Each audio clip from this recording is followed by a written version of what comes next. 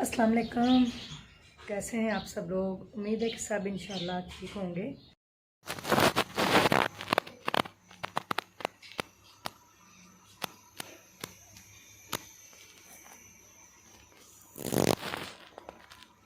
नाश्ता मेरे और मुन्ने का दूध पत्ती और साथ पराठे।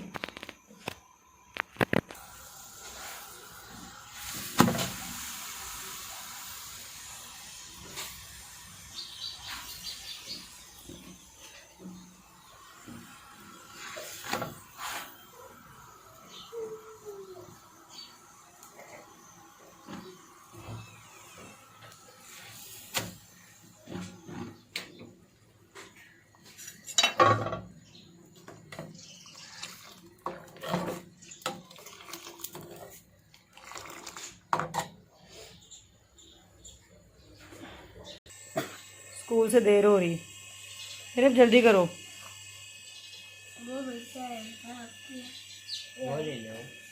दोनों सेम ही, कौन सी मर्जी ले लो। जल्दी करो, जल्दी मेरा बेटा, फटाफट करो, फटाफट मेरे देर हो जाएगी बच्चे। मैं फटाफट बर्तन धो लूँ थोड़े से, फिर मैं तुझे तैयार करती हूँ। उतनी देर नाश्ता करो, फटाफट बर्तन धोएं। थोड़े से बर्तन हैं, पानी आ गया। जल्दी से जल्दी बर्तन धो के फिर खाना बनाना है। बहुत पानी है। सैनिटाइजर पकड़ा? चलो लगाओ मास्क। शाबाश। बैग पकड़ो। चलो अल्लाह की स्पून चल के जाओ। चलें जी, अल्लाह की स्पून किराया लिया। आयतल कुर्सी पढ़ के जाओ।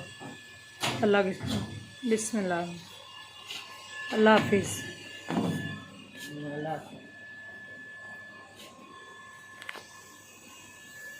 चुके हैं और मैं अपने लिए जौ का दलिया बनाने लगी हूँ। जौ का दलिया जब आप बनाते हैं ना, इसे तलबीना भी कहते हैं। तो इसको पहले आपने हल्का सा 2 मिनट के लिए भून लेना है।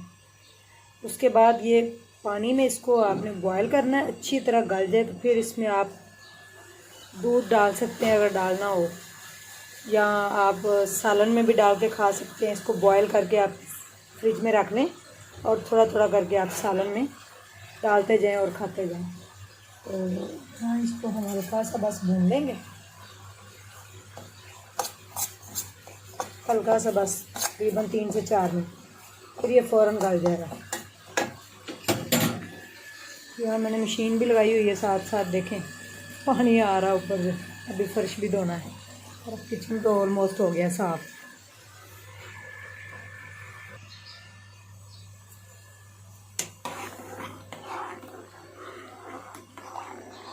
उसको हल्की आंच पे आप पकाएं बिल्कुल, जब गल जाए फिर इसको सालन में डाल के, दूध में डाल के, जैसे भी आप खा सकते हैं। बहुत अच्छा है जौ का दलिया। मुझे किसी ने बताया कि जॉइंट्स पेन के लिए भी बड़ा अच्छा है, तो बना रही हूँ। मैं तो बहुत तंग हो गई हूँ जोड़ों के दर्द से। 1 हफ्ता हो गया, मेरी तो बस हुई पड़ी है। इसको हम अच्छी तरह पकाएंगे और साथ साथ अब हम सफाई भी करते हैं।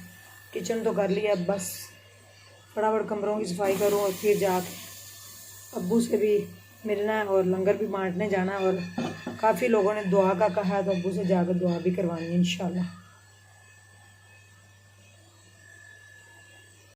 तो क्या है, काम तो इंसान तंदुरुस्त हो तो काम तो मिनटों में हो जाता है। मैं तो इतनी बीमारी के बावजूद भी सारा दिन लगे रहती हूँ। घर ज़रा नहीं डलने देती। मैं कहती साफ़ सुथरा रहेगा। घर चाहे छोटा हो बड़ा हो, लेकिन साफ़ होना चाहिए। तो अभी मैं आपको दिखाऊं, टाइम हुआ है जनाब तकरीबन 8:45, 8:45 हो रहे हैं सुबह के। बच्चे स्कूल जा चुके हैं। मैं सुबह अज़ानो टाइम उठ के नमाज, कुरान पाक, उसके बाद उनको नाश्ता बना के दिया है। फिर देखें मैंने सारा काम जो है ना वो कर लिया तकरीबन। किचन भी सारा साफ़ सुथरा कर लिया। और जब्बार साहब अभी सोए हुए, वो नीचे नहीं आए उठ के। मेरा दलिया भी तकरीबन होने ही वाला है। और उसके बाद अब मैंने फ़र्श सारे धोए हैं, ये बर्तन सारे धोए हैं। बर्तन धो के किचन सारा साफ़ करके अब मैं बाहर गली धोने लगी हूँ और वॉशरूम भी साफ़ हो गया। और ये देखें कमरा भी तो तंदुरुस्ती हो तो काम का तो कोई मसला नहीं है। मैं तो 10 बंदों की जितना काम करती थी अल्हम्दुलिल्लाह। अब बीमार हो गई हूँ, बस क्या करूँ, नहीं होता मेरे से, लेकिन फिर भी मैं लगे रहती हूँ, नहीं काम होना चाहिए। अभी ये फर्श धुल गया, अभी फटाफट मैंने अब खाना बनाना है। 9:30-10 बजे तक मैंने खाना भी बना लेना है, क्योंकि शॉप पे फिर खाना जाना होता है, तो उसके लिए मुझे जल्दी खाना बनाना पड़ता है। खाना बना के तो फिर मैंने स्कूल जाना, वहाँ जाके लंगर भी बांटना है और बाहर के काम निपटा के फिर मैंने वापस बच्चे जब स्कूल से आएंगे घर भी आना, उनको दे के लंच वगैरह, फिर मैंने दोबारा निकल जाना, रात को आना मैंने। और इस हफ्ते तो मेरी हड्डियाँ क्या दिखाऊं मैं आपको, बड़ी दर्द है, बस दुआओं की दरख्वास्त है, प्लीज़ मेरे लिए दुआ करें। जबार जबार 9:45 होने वाले, उठना नहीं, उठ जाओ, अभी तक सो रहे हैं, मैं कपड़े डाल लूँ।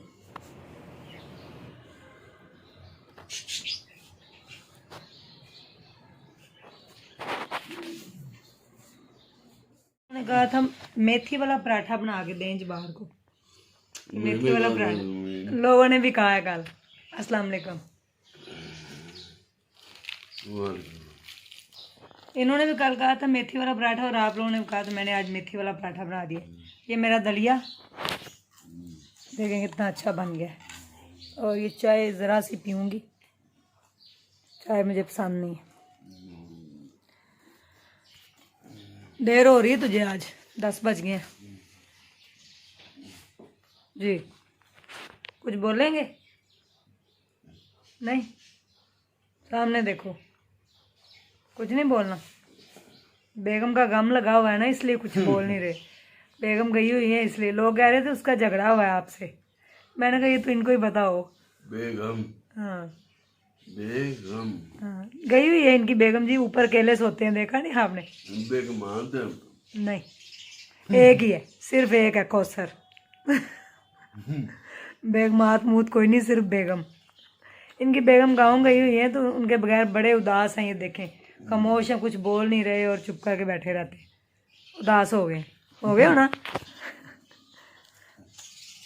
हाँ, नहीं हो गए? बताओ मुझे लगता है आप उदास हैं।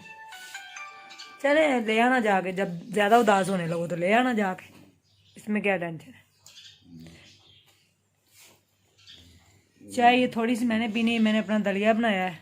और इस हाथ से आज बिल्कुल कुछ नहीं हो रहा, ये हाथ को ज़्यादा अटैक हुआ है, ये देखें स्वेलिंग।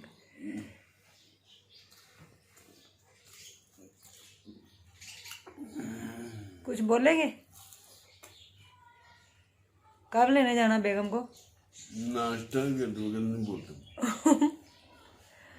बेगम को कब लेने जाना? आ जाएगी जब ओ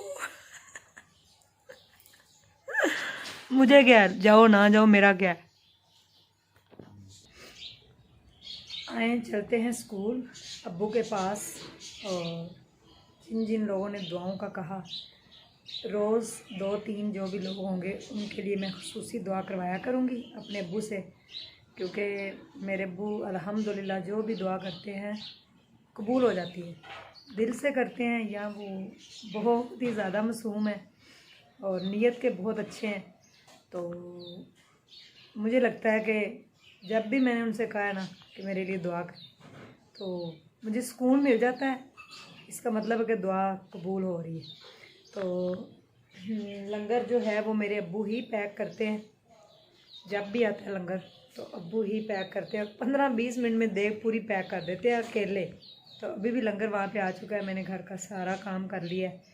तो अब मैं जा रही हूँ स्कूल अपने अब्बू के पास। और बाल साहब चले गए, मैं घर में इस टाइम बिल्कुल अकेले हूँ, वो जा चुके हैं शॉप पे, और बेगम गई हुई हैं अपनी अम्मी के घर, तो अभी लेने जाएंगे उनको, पता नहीं अब कब जाते हैं, मुझे नहीं पता। स्टार्ट हुई थी स्टोरी मेरी, आपको मैं सुना रही थी अपनी लाइफ। तो सबसे पहला जो धोखा हुआ था वो यही था कि बारात बहुत कम लोग वो आए, इतने ज़्यादा कह के, और मेरे से मेरे हस्बैंड 20 साल बड़े थे। तो बस शादी हो गई, लेकिन वो पढ़े लिखे बहुत थे। एमए इंग्लिश उन्होंने कर रखा था, एलएलबी भी कर रखा था, एमए इकोनॉमिक्स भी कर रखा था, डबल मास्टर थे। शायद इसीलिए इतने चीटर थे, या आज तक ये तो समझ ही नहीं आई। तो शादी होके जब मैं पहले दिन उनके घर गई थी तो अजीब सा एक माहौल था, क्योंकि मुझे खुशी नहीं हो रही थी। और मैं जब गाड़ी के अंदर बैठे तो शायद अगर वो वीडियो कहीं पड़ी हो छोटी सी तो मैं आपके साथ ज़रूर शेयर करूँगी। जब मैं अपने अब्बू के गले लगी थी रुखसती के टाइम तो मैं बेहोश हो गई थी और मेरे अब्बू भी गिर गए थे। तो मेरे अब्बू का और मेरा रिश्ता शुरू से ही बड़ा ही क्लोज़ रहा। मैंने सारी ज़िंदगी अपने अब्बू के साथ ही गुजारी, अपने अब्बू के साथ ही उनका हाथ बिठाया। बचपन से लेकर अब तक ये टाइम आ गया मैं अपने अब्बू के साथ ही हूँ। तो अपने अब्बू के साथ मैंने उनका बड़ा साथ दिया है और मैं उनके बगैर अकेले कभी रह भी नहीं सकती थी।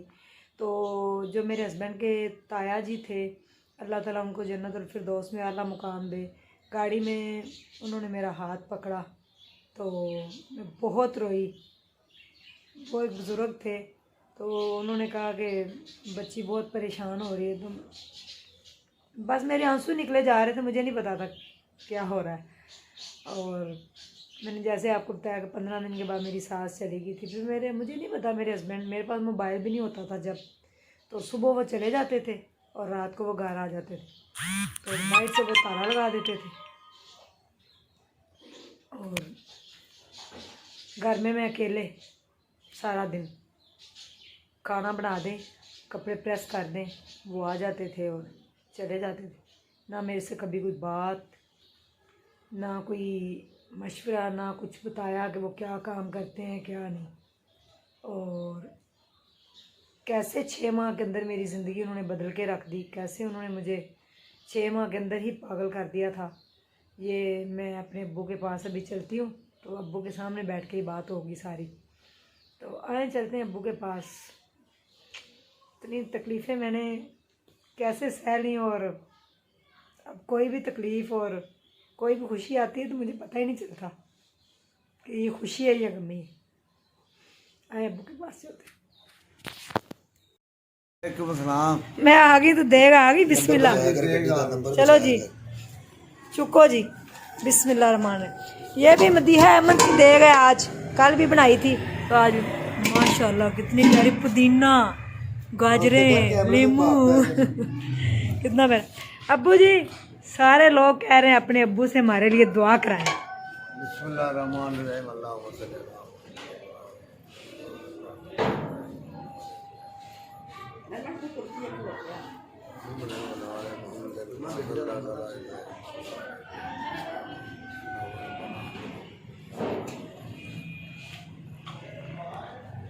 अम्मी भी मांग रही दुआ।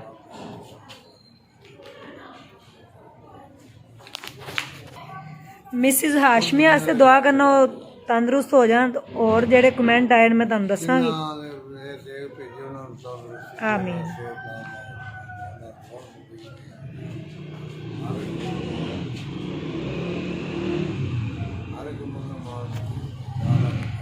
आमीन आमीन आमीन आमीन आमीन आमीन आमीन आमीन आमीन।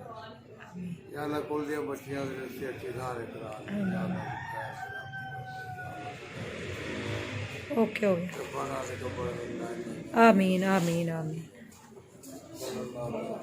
आमीन। ला इलाहा इल्लल्लाह मुहम्मद रहमान रहीम। चलें जी, बिस्मिल्लाहिर्रहमानिर्रहीम। आज मेरी एक अब्बू के कज़न ही हैं, उनकी बेगम की डेथ हो गई, हम उधर भी जा रहे हैं। अल्लाह ताला उनको जन्नतुल फिरदौस में आला मुकाम। चले अम्मी जी चापर जल्दी जल्दी अब्बू को दें, अब्बू जल्दी जल्दी पैक करने लगे। अब्बू जल्दी जल्दी जल्दी जल्दी जी। मैं इंशाल्लाह अब जा रही हूँ लंगर लेके और ये भी बांट के आते हैं। मदीहा अहमद की तरफ से आज दूसरी देग थी, कल तीसरी बनेगी इंशाल्लाह। तो अभी कुछ मेहमान भी मुझे मिलने आ गए ऑफिस में, मैं उनसे भी मिल लूँ।